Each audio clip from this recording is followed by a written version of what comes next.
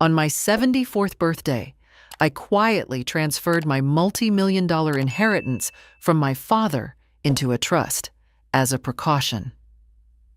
The next morning, my children announced, "Mom, we're selling your house. You're moving to a nursing home." When they found out what I did with the money. Good day, dear listeners. It's Louisa again. I'm glad you're here with me. Please like this video and listen to my story till the end and let me know which city you're listening from. That way I can see how far my story has traveled. My name is Margaret Eleanor Whitfield, and on the morning of my 74th birthday, I learned what my children truly thought of me. But let me begin a little earlier than that, because nothing happens without a before. I had lived in my house on Birchwood Lane for 41 years. It was a colonial-style home in a quiet suburb of Connecticut. White shutters, a wraparound porch, a garden that I had tended with my own hands since my husband, Gerald, planted the first rose bushes in 1983. Gerald passed 12 years ago, and after that, the house became something more than shelter. It became my anchor, the smell of old wood and lavender, the creak of the third stair. The window above the kitchen sink where I watched 4 seasons pass, year after year, until the watching itself became a form of prayer. I was not a wealthy woman by inheritance, not until my father, Howard Calloway, passed away 3 years before this story begins. Papa had been a quiet, methodical man who built a real estate portfolio over 50 years of careful work.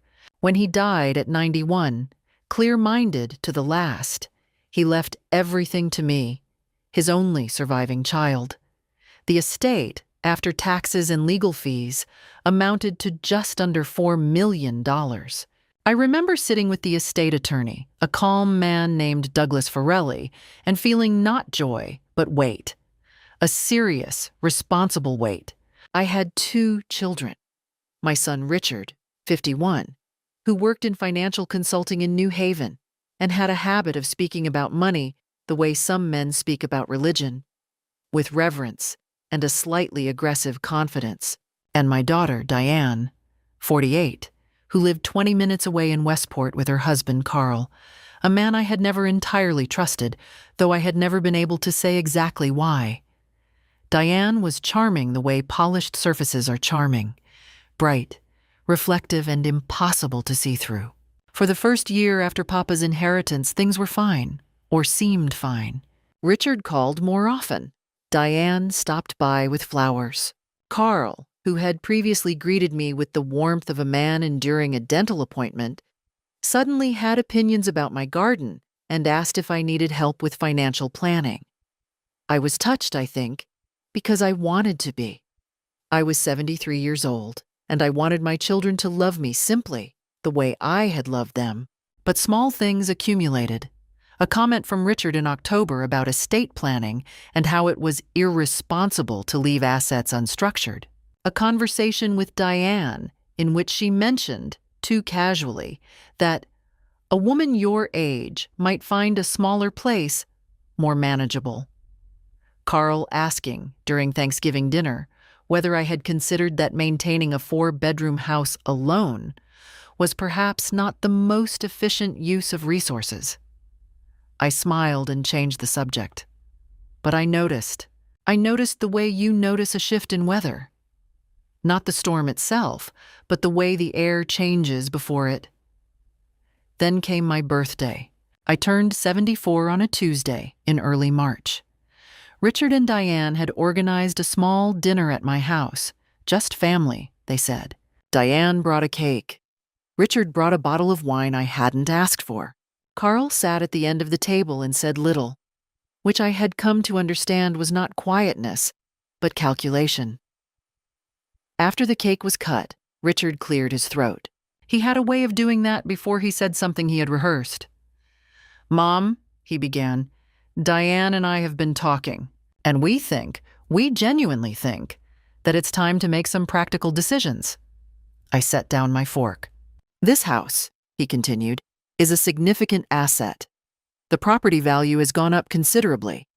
And frankly, for a woman living alone, it's a lot of upkeep, a lot of liability. We found a wonderful place, Diane added quickly, and she slid a brochure across the table. It was glossy. It had a photograph of elderly people doing water aerobics. Meadowbrook Senior Living. It's beautiful, Mom. Independent living. You'd have your own space, but there would be people around. I looked at the brochure. Then I looked at my children. You want to sell my house? I said. We want to make sure you're taken care of, Richard said. And the money from the sale? I asked. There was a half-second pause. Just half a second. But I had raised these two people from infancy. I knew every shade of their hesitation. It would go into a joint account, Richard said. For your care. For your future. I picked up my fork again and took a bite of cake. I'll think about it, I said pleasantly. But I was not thinking about the cake. I was thinking about that half-second pause. I was thinking about Carl's small, satisfied smile. I was thinking about the word joint, and I was thinking about my father, who had once told me, Margaret, the only person who will always protect your interests is you. That night, after they left, I sat alone in my kitchen, the kitchen with the window above the sink, and I understood, with a clarity that was almost physical, that my children were not trying to take care of me. They were trying to take from me. I did not sleep well that night. I sat in Gerald's old armchair in the study, wrapped in the quilt his mother had made, and I let myself be afraid. I think that is important, letting the fear come rather than pushing it away, because fear, when you look at it directly, tells you exactly what is at stake. And what was at stake was everything. The house, Papa's inheritance, my independence, my ability to make decisions about my own life, where I lived, how I lived, what happened to the resources I had spent a lifetime accumulating through patience and restraint. All of it could be taken from me, not by strangers, but by my own children, with the best sounding words in the world. Care, safety, practicality. I was 74 years old. I was in excellent health. I walked 2 miles every morning, saw my physician quarterly, took no medication beyond a low-dose aspirin and a vitamin D supplement. My mind was clear. I had been managing my own finances since Gerald died, without assistance, without error. There was nothing wrong with me. And yet, I had seen the brochure. I had heard the rehearsed speech. I had watched Carl's smile. In the morning, I made myself a pot of coffee and sat at the kitchen table with a yellow legal pad. I had always thought better with a legal pad and a pen. Gerald used to tease me about it. You and your yellow paper, he'd say. You'd plan the end of the world on a yellow legal pad. I wrote at the top, what do I actually know? I knew that Richard and Diane wanted to sell my house, a property worth, by my own estimate, somewhere between $800,000 and $1 million, given the Connecticut market. I knew they wanted the proceeds in a joint account, which they would presumably control or co-control. I knew that Papa's inheritance, the $4 million, was currently sitting in a standard brokerage account in my name, fully accessible to anyone I gave access to, and also, I now realized, fully visible to anyone with the motivation to investigate. I wrote, what could they legally do without my consent? Nothing, yet. I was competent. I had capacity. No court had declared otherwise, and no court could do so without a process that required evidence, testimony, and my own participation. I had time. But time had a quality I hadn't fully appreciated before. It could be shortened. A petition for guardianship, filed by 2 adult children, expressing concern about an elderly parent's ability to manage her affairs, could move faster than I imagined. I had read about such cases, women like me with assets like mine, who found themselves declared incapacitated not because they were, but because someone had an interest in declaring them so. I wrote, "What must I do before that can happen?" The answer came to me not as a single idea, but as a structure, something Papa himself might have designed. He had always said that the best protection for an asset was to put it where the people who wanted it couldn't reach it. Distance, he called it. Legal distance. A trust. Not just any trust, an irrevocable trust, properly structured, with a trustee who was neither Richard nor Diane, nor anyone connected to them. A trust that would hold Papa's inheritance and define, in legal language that no family dinner could override, exactly how those assets could be used and by whom. A trust that would make me, for all practical purposes, no longer the owner of $4 million in a brokerage account, and therefore no longer a target in the way I currently was. I underlined the word twice. Trust. I also wrote, house. The house was trickier. It was in my name, free and clear. Gerald and I had paid off the mortgage in 2004. If I transferred it too quickly, or in the wrong way, it could look like a reaction, which it was, but which I didn't want documented as such. There were also Medicaid look-back rules to consider, though at my current asset level, Medicaid was not my concern. What I needed was a plan that moved the house out of easy reach without triggering questions. A life estate deed, perhaps, or a transfer to the trust itself with a retained right of occupancy. Douglas Farrelly would know. I trusted Douglas. He had handled Papa's estate with discretion and genuine care, and he was, crucially, my attorney, not Richard's. I put down my pen and looked out the window. The garden was just beginning to wake up. March in Connecticut means small green suggestions rather than declarations, crocuses pushing through the last of the cold ground. I had planted those crocuses with Gerald in 1991. Nobody was going to take this garden from me. I picked up my phone and called Douglas's office before 9 o'clock.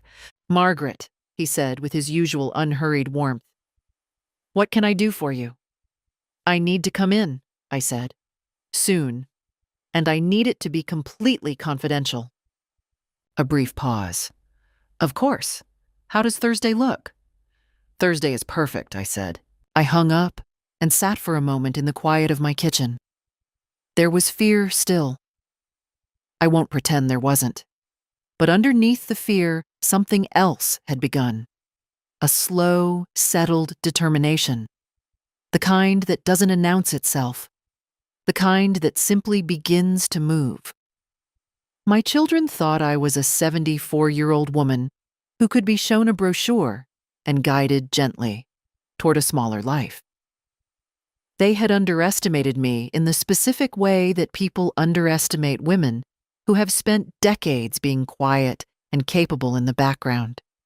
I had managed a household, buried a husband, administered a $4 million inheritance, and maintained a garden in Connecticut winters. I was not going to Meadowbrook Senior Living. I was going to Douglas Farrelly's office on Thursday, and I was going to protect what was mine.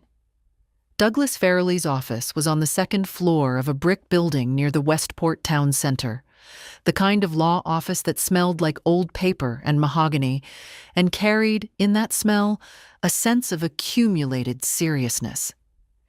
I had been there 3 times before, all in connection with Papa's estate.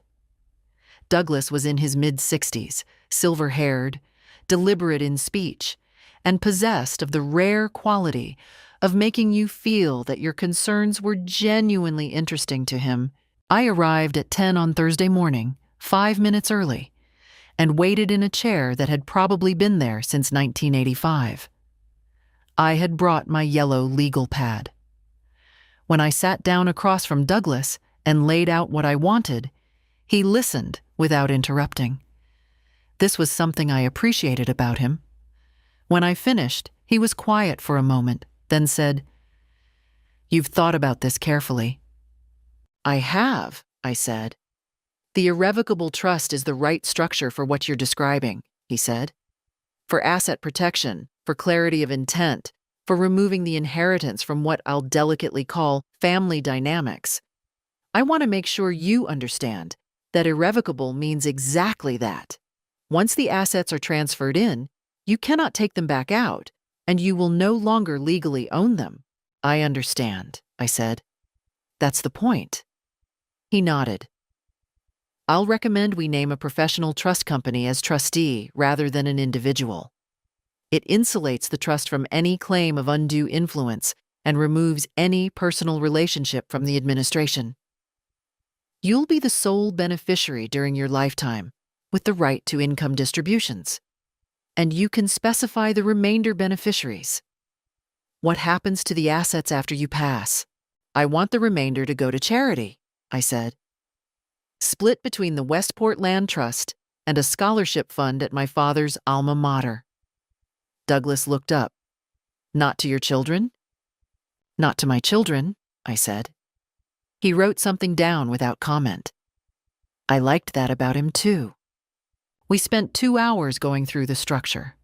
The trust would hold Papa's inheritance, $3,900,000, after some modest spending in the 3 years since his death. The house would not go into the trust immediately. Instead, Douglas recommended a retained life estate deed, which meant I would transfer legal title to a separate LLC while retaining the right to live in the house for the rest of my life. The LLC would be managed by a small property management company he occasionally used for exactly this kind of arrangement. My right of occupancy would be legally ironclad. "When can this be done?" I asked. "I can have the trust documents drafted by end of next week," he said. "Signing would be the week after. We file immediately upon signing." I thanked him and drove home. For approximately 10 days, I said nothing to Richard or Diane. I went about my routines, my morning walk, my Tuesday bridge club, my weekly call with my friend Helen, who had been my closest companion since our children were in elementary school together. I did not mention the trust. I did not mention Douglas. I behaved, I hoped, like a woman who had listened to her children's suggestion and was, perhaps, slowly coming around to it. But I underestimated Richard's antennae. He called me on a Wednesday, 11 days after my birthday, with a tone I recognized as studied casualness. "Mom, I was thinking about your financial situation," he said. "I'd love to sit down with you and your advisor just to get a sense of the whole picture, for planning purposes." "That's kind," I said. "I'll think about it." "It's really just responsible at your stage of life," he said. The phrase "your stage of life" had an edge to it that he probably thought was imperceptible. 2 days later, Diane called. "Mom, I just want to make sure you're not making any major decisions without talking to us first," she said. Her voice was careful and sweet, the way you speak to a child you think might do something foolish. "Carl was saying that sometimes people in your situation, coming into a big inheritance late in life, can be, targeted by advisors who don't have their best interests at heart." I paused. "My situation," I repeated. "I just mean we care about you. We want to be involved." "Of course," I said. "I appreciate that." I hung up and sat very still. We want to be involved. That was the sentence. Not we want to make sure you're okay. Not we love you. We want to be involved in my assets, in my decisions, in my life, to the extent that my life had monetary value. The next day brought the evidence I hadn't known I was waiting for. It came in the form of a letter, forwarded by my mail carrier from an address I didn't recognize, which turned out to be a forwarding error from the estate attorney's office. The letter was addressed to Richard Whitfield. It had been opened. By him, presumably. And then, apparently, mishandled in transit and redirected to my address. Inside was a consultation summary from a firm called Hartwell and Associates. Not an estate firm, but a firm specializing in elder law and, their letterhead specified, contested guardianship proceedings. The summary referenced a preliminary consultation with Richard Whitfield regarding capacity assessment options for an elderly parent with significant assets and the timeline for voluntary versus involuntary guardianship proceedings in Connecticut. I read it twice. Then I put it in a manila envelope, sealed it, wrote the date on the outside, and placed it in the locked drawer of Gerald's old desk. I was not shaking. I noticed that about myself. I was completely still. The fear from that first night had transformed into something harder and quieter, something that did not tremble. I called Douglas and told him to expedite the trust documents. "How soon?" he asked. "As soon as is legally possible," I said. Douglas called me on a Friday afternoon with a single sentence. "Everything is ready to sign." I drove to his office the following Monday morning. It was a clear April day, the kind of Connecticut morning that reminds you why people stay in New England despite the winters. I wore my good wool coat and carried my handbag with the documents I needed. My identification, a letter from my physician dated 2 weeks prior, confirming my full cognitive and physical health. I had asked for it specifically, without explaining why. And my doctor, a brisk and intelligent woman named Dr. Anita Patel, had provided it without hesitation. I signed the trust documents. I signed the retained life estate deed. I initialed every page. Douglas witnessed everything with 2 members of his staff present. "It's done," he said when the last signature was in place. I felt something release in my chest. Not relief exactly, but settlement. The way a house settles when it is finally on solid ground. I drove home, made tea, and sat in the garden for an hour watching the crocuses I had planted with Gerald. I allowed myself, for 1 hour, to simply be a woman sitting in her garden. Then I went inside and waited. I did not have to wait long. Richard called that same evening. His voice had changed. The studied casualness was gone, replaced by something that was trying to sound calm, but wasn't. "Mom, I got a call today from a trust administrator at a firm called Northeast Fiduciary Services," he said. "They informed me that they've been named as trustee of a trust in your name. Do you want to tell me what's going on?" "Papa's inheritance is now in a properly structured, irrevocable trust," I said. "Douglas Farrelly handled it. It's done." Silence. Then, "Without talking to us? It's my inheritance, Richard." "Mom." His voice shifted again, lower, with an urgency that was almost controlled anger. "Do you understand what you've done? You've locked up that money. You can't access it the same way. You've made a decision that affects all of us." "It affects me," I said. "It was my father's money." "We are a family," he said. And in the stress on that word, I heard everything. All the entitlement, all the planning that had gone on in conversations I hadn't been part of. I told him I had to go and ended the call. The following morning, Diane arrived at my door unannounced. Carl was with her. I let them in because I had decided I would not hide, not now. We sat in the living room, the same room where I had opened birthday presents with these 2 people when they were small, where Gerald had read to them in the evenings, where we had held his small family memorial after he passed.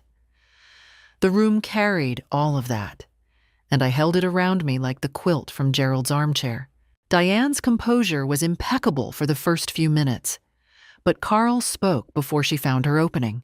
"Margaret," he said, He had never called me Mom, which I had once taken as social awkwardness, and now understood as something else entirely. This trust structure is, frankly, a mistake. Whoever advised you on this did not have your best interests in mind. An irrevocable trust at your age was advised by one of the most reputable estate attorneys in the county, I said pleasantly. You need to understand, he continued, his voice taking on the boardroom weight he apparently used with clients, that there are legal remedies available to family members when an elderly person makes significant financial decisions that appear to be the result of outside influence. I looked at him. Are you threatening me with a guardianship petition, Carl? A beat of silence. I'm saying, he said carefully, that your children have legitimate standing to raise concerns. My physician certified my full cognitive capacity 3 weeks ago, I said. I have the letter. I also have a document that was misdirected to my address, a consultation summary from Hartwell and Associates regarding the timeline for contested guardianship proceedings in Connecticut. I believe it was addressed to Richard. The room went very still. Diane's face went through several things in rapid succession. Surprise, calculation, and finally a pale, careful blankness. Mom, she said softly, you have to understand, we were just exploring options. We were worried about you. I'm sure you were, I said. I'd like you to leave now. They left. I stood in the living room for a long time after I heard the car pull out of the driveway. My hands were steady. My breathing was even. But I was tired. Not physically, but in the deep way that conflict with people you love produces. A tiredness that has no simple cure. I called Helen that afternoon. Come stay with me for a few days, she said immediately. I'll make the guest room up. I think I will, I said. I packed a bag and drove to Helen's house in Fairfield, and I spent 4 days not thinking about trusts or legal documents or Carl's boardroom voice. I walked along the Long Island Sound in the mornings. I ate meals that Helen cooked. I slept 8 hours each night. I came back rested, and I came back certain. While I was at Helen's, I received 2 text messages from Diane and 1 voicemail from Richard. I read the texts and listened to the voicemail, but did not respond to any of them immediately. This was deliberate. Diane's first text read, Mom, we love you. Please don't let a lawyer drive a wedge between us. Can we talk? The second, I know things have been tense. I've made a reservation at Ponte's for Saturday. Just you and me. Please come.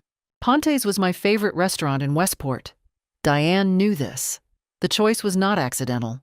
Richard's voicemail was different in tone, measured, almost corporate. He said he had spoken with his own attorney and that the trust structure, while legal, was not in its current form the most advantageous arrangement for my situation, and that he would like to present some alternatives that would allow the family to be more involved in oversight. He used the word oversight 3 times. I sat with Helen on her back porch that evening, watching the last of the sunset over the water, and read her both messages. The restaurant is the bait, Helen said immediately. Helen was 71 and had been married to a difficult man for 22 years before he died. She understood these dynamics with precision. One-on-one, soft lighting, your favorite food, and then she makes her case when you're relaxed and it feels like love. I know, I said. And Richard's voicemail is the reminder that there's also a harder option available, she continued. They're coordinating, Margaret. I know that too, I said. I did not go to Ponte's on Saturday. I called Diane and told her I was still visiting Helen and would be in touch when I was home. My voice was warm. I asked about her children. My grandchildren, Emma and Josh, whom I loved and missed, and whose well-being was, I knew, a card Diane would eventually play. She asked twice if I was sure about Saturday. I said I was sure. Mom, a pause. Are you angry with us? "No," I said. "I'm not angry with you." And that was true. Anger would have been simpler. What I felt was more complicated. A grief for the relationship I had believed I had with my children, and a clear-eyed acknowledgement that what they had shown me in the past weeks was, in some ways, more truthful than the previous years of holiday dinners and occasional flowers. I returned home on a Thursday. My house was exactly as I had left it. The garden slightly more advanced in its spring progress, the third stair still creaking, the kitchen window looking out onto the same yard. I made coffee and stood at the window and breathed. Then I called 3 people. The first was Dr. Patel. I told her, briefly, that there might be a future attempt to question my capacity, and asked if she would be willing to provide more formal documentation if needed. She said she would, and added that she had seen this particular situation before, and that I should feel free to call her any time. The second was Douglas Forelli. I told him about Carl's comment regarding legal remedies and the Hartwell consultation letter. He was quiet for a moment, then said, "Good. Let them try. Your capacity is documented. The trust is filed. The deed is recorded. There is nothing for them to contest that would hold up." "What if they petition anyway?" I asked. "Then we respond," he said calmly, "and they pay attorney fees for a case they cannot win." The third call was to my pastor, Reverend Ann Chambers, who was also a retired social worker and the most sensible person I had known for 30 years. I did not need pastoral counsel so much as I needed to say the situation out loud to someone who would not panic or advise me to surrender. Anne listened, asked 2 or 3 precise questions, and then said, "You've done everything right, Margaret. The question now is whether you can stand in your own peace while they make noise." "I think I can," I said. "I think so too," she said. I made a list that evening of the people who knew the truth of my situation. Helen, Douglas, Dr. Patel, Reverend Ann. 4 people who would speak for me if it ever came to that. 4 people who had seen me, recently and consistently, as the fully capable, clearly intentioned woman I was. It was not a large circle, but it was a solid one, and I began to understand something that I hadn't quite articulated before, that the loneliness I had sometimes felt since Gerald died, the sense of being peripheral to other people's busier lives, had blinded me to the support that was actually there. Not from my children, who had their own designs, but from the quieter people, the ones who had simply continued to show up. Helen with her back porch and her clear-eyed counsel. Douglas with his mahogany office and his deliberate competence. Anne with her steadiness. I had been waiting for my children to be who I needed them to be. I could stop waiting now. They came on a Sunday. I had not invited them. The doorbell rang at 11 in the morning, and when I looked through the sidelight window, I saw Richard's car in the driveway and Diane and Carl standing on the porch beside him. Diane was holding a casserole dish. I opened the door. "We wanted to come by," Diane said, with the smile she used at school fundraisers and neighborhood events. Warm, practiced, designed to make disagreement feel churlish. Make peace. We brought lunch. I let them in. I want to be honest about that. Part of me wanted to let them in, not because I trusted them, but because they were my children. And there is a kind of longing in a parent for reconciliation that does not yield entirely to reason, even when reason is fully operational. I missed the family I thought I had. I let them in because I still hoped, on some animal level, that I was wrong about them. We sat in the dining room, the same table where I had set out birthday cake 8 weeks earlier. Diane served the casserole, which was the chicken dish she had made for family dinners since her 20s, and which I had always loved. Richard poured sparkling water. Carl sat with his hands folded on the table and a pleasantness about him that I did not believe for one moment. For the first 30 minutes they were kind. They asked about Helen. They mentioned Emma had made honor roll. Richard told a story about a work trip that made everyone laugh. I watched them perform familial warmth, and I participated in it, because I am not a woman who cannot be gracious at her own table. But then Richard set down his glass and I saw the performance end. "Mom," he said, "we want to talk about the trust." "All right," I said. "We've had a chance to think it over. We understand why you did it. We really do. You wanted to feel secure. But we think with the right structure, you could have that security and have family oversight. There are trusts that allow for family trustees. Carl knows people who specialize." "The trust is irrevocable," I said. "You know what that word means, Richard."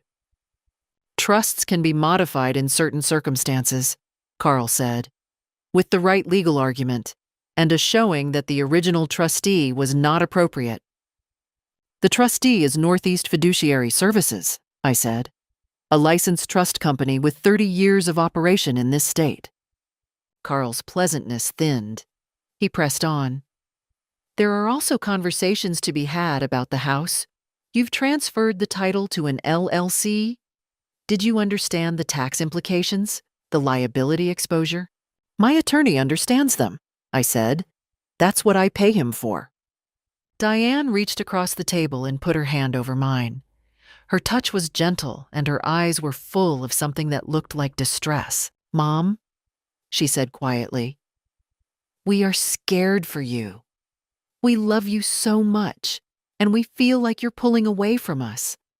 Like you've decided we're your enemies. And that breaks my heart." I looked at her hand on mine. I looked at her face, and I thought, if she loved me the way she is claiming to love me, she would not have needed to know what Hartwell and Associates said about involuntary guardianship proceedings in Connecticut. "Diane," I said gently, "I found the letter." The stillness that descended on the table was total. "I know you consulted Hartwell and Associates about having me declared incompetent," I said. "I know the consultation happened before my birthday dinner, before you brought the brochure for Meadowbrook. You were planning this before the cake was cut." Richard's expression went through something complicated. An attempt to maintain calm that failed and was quickly replaced by a kind of hardness. "That consultation," he said slowly, "was a precaution. You have $4 million and no structure around it, and you live alone." "I had $4 million, I said. "I no longer do. The trust holds it now, and my house is not in my name in a way that can be reached by a guardianship petition. I have a physician's letter. I have an attorney. I have documentation of everything." I paused. "If you file a petition, you will lose. You will lose publicly in the Connecticut probate court, and it will cost you money and time, and the story will be exactly what it is. 2 adult children trying to have their mother declared incompetent to access her inheritance." Carl stood up. His pleasantness was entirely gone now, and what replaced it was something I recognized as the real man. Controlled, calculating, furious. "You have made a serious mistake," he said. "Sit down, Carl," I said. My voice was even. He did not sit down. He looked at Diane, and Diane looked at her hands, and Richard stared at the middle distance for a long moment. Then all 3 of them stood and left. The casserole still on the table, half served. I heard the car door slam. I heard them pull away. I sat at the table for a long time, and then, I will be honest, the fear came. Not the fear from that first night, which was about loss. This was a different fear, the fear that I had made enemies of my own children. That Carl was not a man who accepted defeat gracefully. that there were avenues I had not considered, damage I could not fully protect against, a future of estrangement and legal maneuvering that would cost me in ways that had nothing to do with money. But the fear, when I looked at it, had an unfamiliar quality. It did not hollow me out. It made me sit up straighter. I had been afraid of the wrong things for years, afraid of being a burden, afraid of being difficult, afraid of seeming demanding or suspicious or unloving. And look where careful, quiet fear had gotten me. A birthday brochure for water aerobics and a consultation with a guardianship attorney. The fear of Carl, of losing my children's affection, of being alone. All of it was smaller than the thing I would have lost if I had done nothing. I cleared the table. I put the casserole in the refrigerator. I washed the dishes. Then I called Douglas Forelli and told him about the visit. "Note the date and content," he said, "and let me know if anything escalates." "Thank you," I said. "Margaret," he said before hanging up, "you're doing everything right." 3 weeks passed before the next move. I had almost begun to believe it would stay quiet, that they had absorbed their defeat and retreated into their lives. But I had underestimated Carl's ego, which I came to understand was the engine behind most of what had happened. Richard was greedy, and Diane was weak. But Carl was something more deliberate. A man who had identified my inheritance years earlier as a resource he intended to access, and who did not adjust his plans easily. The move came through a formal letter.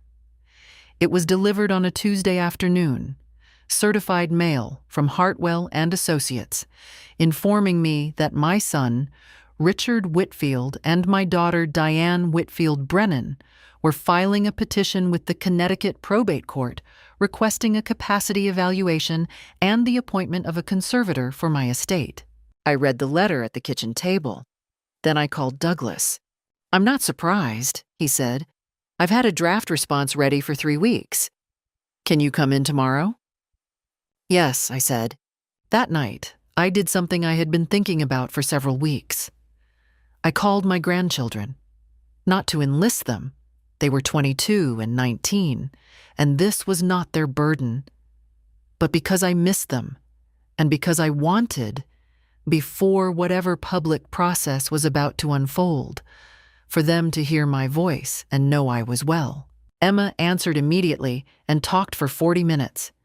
She was in her last semester of college, planning to teach. She told me about a student she'd been helping with reading comprehension. I told her about the crocuses. We did not discuss her parents. When we hung up, she said, "I love you, Gran."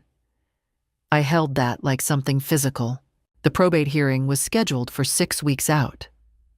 Douglas moved fast. Within 4 days, he had filed a comprehensive response.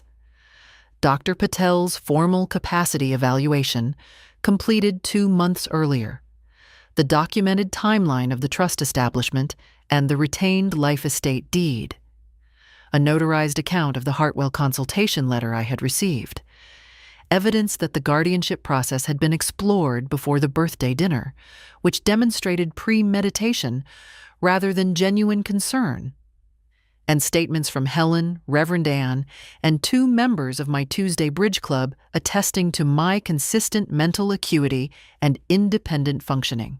He also subpoenaed the full records from Hartwell and Associates. What those records showed, and this was the turn I had not fully anticipated, was more damaging than I knew. The consultation had not been a single meeting. Richard had met with Hartwell 4 times over a period of 14 months, beginning 18 months before my birthday, and 4 months before Papa died. He had begun planning this before my father was in the ground. The records also showed correspondence between Richard and Carl, in which the projected proceeds from the sale of my house and the inheritance were discussed with the specificity of a business plan. Anticipated liquid assets, distribution models, a note from Carl to Richard that referred to me as the situation. The situation?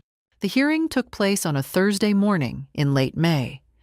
The probate courtroom was a modest, wood-paneled room that smelled like institutional cleaning fluid and old paper. I arrived with Douglas. I wore a gray wool suit that Gerald had always liked. I sat at the respondent's table and arranged my hands in my lap and was entirely calm. Richard and Diane sat across the room with their attorneys from Hartwell. Carl was not present. I noticed this immediately, and Douglas noticed it too. Carl was not a party to the petition. He had been operating through Richard and Diane. His absence was strategic. He had no desire to be named in the record. The judge was a woman in her late 50s named Judge Catherine Morrow. She had the manner of someone who had seen many versions of this particular situation and had no patience for the version where adult children use the legal system as an inheritance instrument. The petitioner's attorney went first. He presented the claim that I had made rash and uncharacteristic financial decisions, the trust, the deed transfer, that indicated possible diminishment of cognitive function. He called it concerning that I had acted without family consultation. Douglas stood. He entered Dr. Patel's evaluation first. Perfect cognitive function, full capacity, no indicators of impairment of any kind. He entered the timeline. He entered the Hartwell records showing 14 months of planning. He read aloud from Carl's email to Richard the situation, while looking directly at Diane, who looked at the table. Then he said, "Your Honor, the petitioner's attorney has described my client's financial decisions as rash and uncharacteristic. I would suggest that transferring one's inheritance into a properly structured, irrevocable trust, upon discovering evidence that one's children had been consulting with guardianship attorneys for over a year, is neither rash nor uncharacteristic. It is exactly the response a competent, clear-minded person would make." Judge Morrow looked at Richard and Diane's table. "Counselor," she said to the petitioner's attorney, "do you have any evidence of incapacity that postdates this court filing?" He did not. "Do you have any evidence that the respondent's financial decisions were made under undue influence from a third party?" He did not. He had tried to suggest Douglas himself as the influencing party. Douglas had documentation showing I had called his office the morning after my birthday dinner before any family pressure had escalated. "Do you have any evidence?" the judge continued, her voice taking on a quality that was not quite cold, but was very precise, "that the respondent lacks the capacity to manage her own financial affairs?" The silence in the courtroom lasted 4 seconds. I counted. "No, Your Honor," he said. Judge Morrow looked at me directly for the first time. I held her gaze.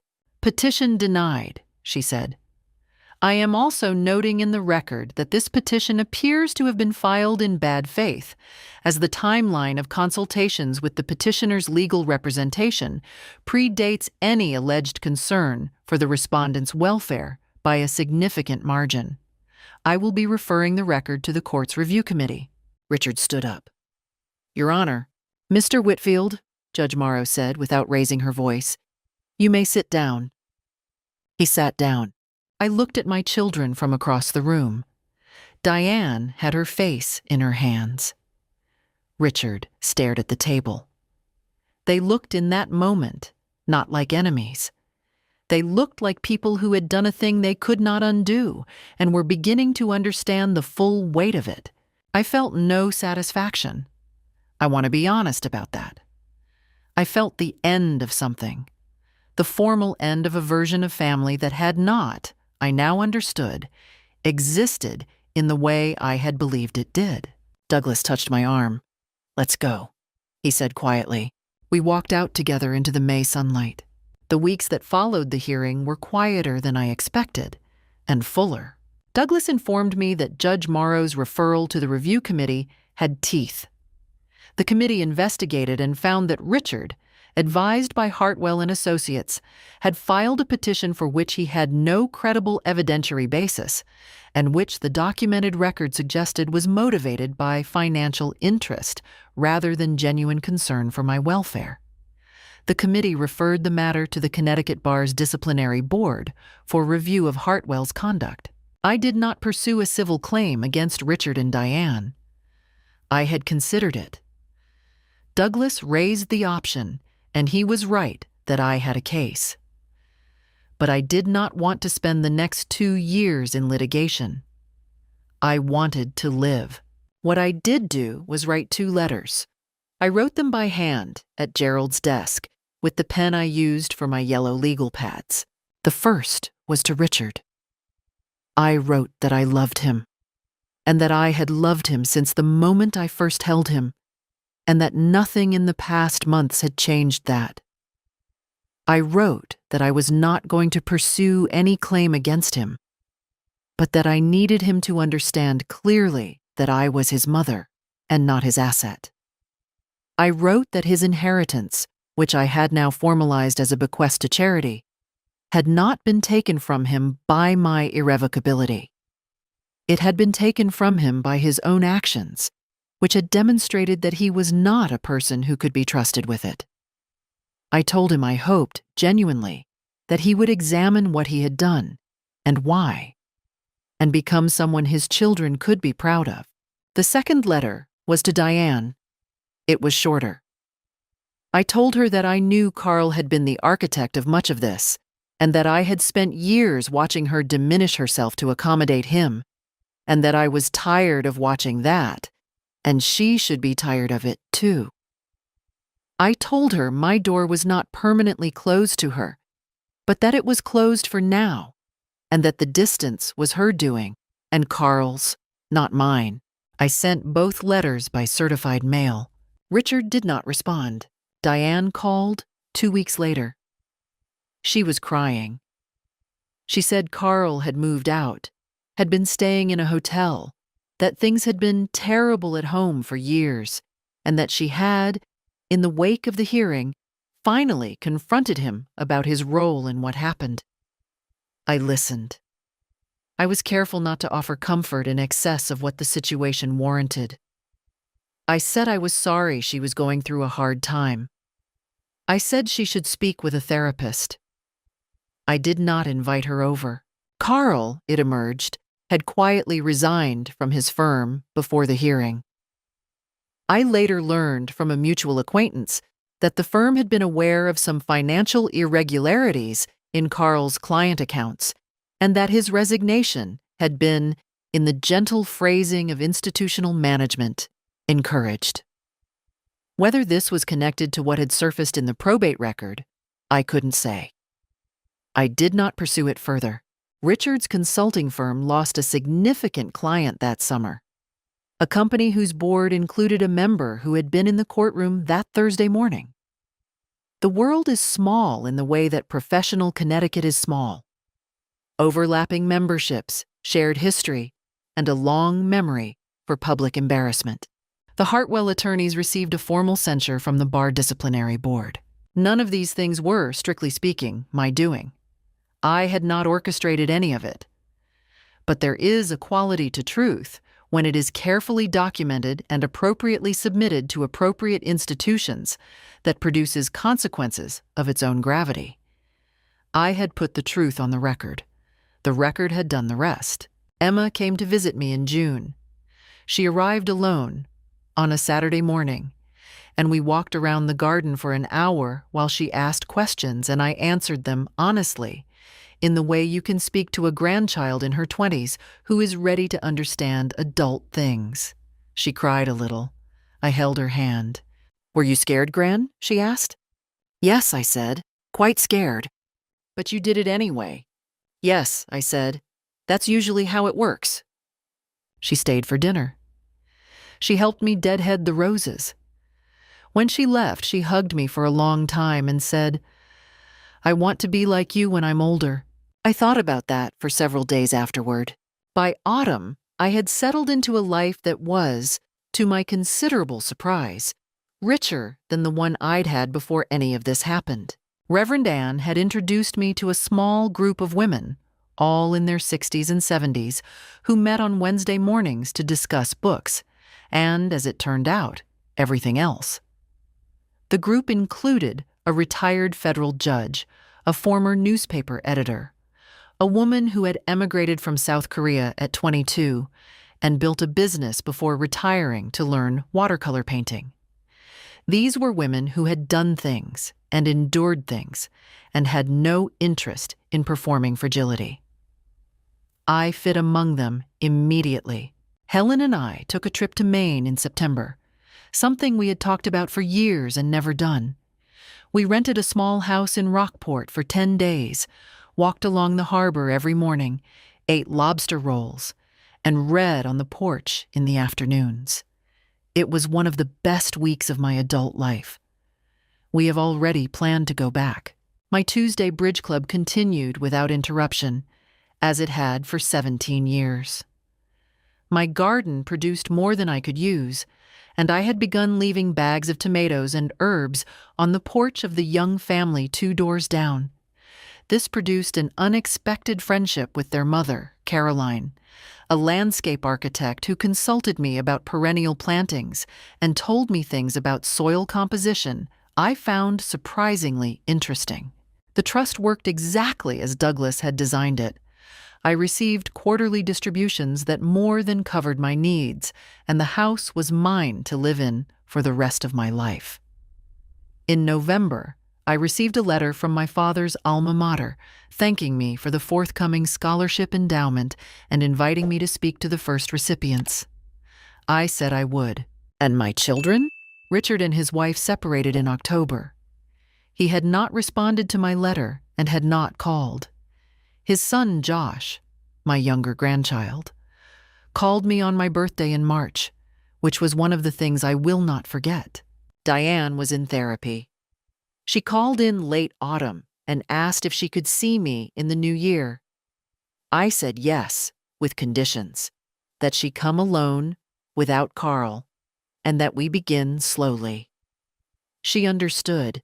Carl had moved to another state and was, by all accounts, having a difficult time professionally and otherwise.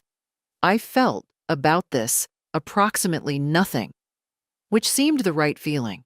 The Hartwell attorneys had their reputations considerably damaged by the bar censure. One of them, Douglas told me, had left the practice of elder law entirely. I do not take pleasure in other people's suffering, but I had watched my children try to use the law against me, had watched them plan, calculate, and refer to me as the situation. And what followed was not revenge. It was accountability. There is a difference. On a Thursday in December, I walked my 2 miles in the early morning cold, came home, made coffee, and stood at the kitchen window looking at the dormant garden. I thought about my father, who had built something slowly and trusted me to be its final custodian. I thought about Gerald, who would have been proud. I raised my coffee cup slightly, toward the window, toward the garden, toward the dead who had loved me and the living who still did. Thank you, I thought. I got this one right. My name is Margaret Eleanor Whitfield. I am 75 years old, and I live in my house on Birchwood Lane, where I intend to stay. Here is what I learned. Love and exploitation can wear the same face for years. The difference shows in small things. A half-second pause, the word oversight. Questions about assets dressed as questions about care. Protecting what is yours is not selfishness. Being 74 does not mean your life belongs to anyone but you. What would you have done in my place? Leave a comment. I'd truly like to know. And thank you from the bottom of my heart for listening.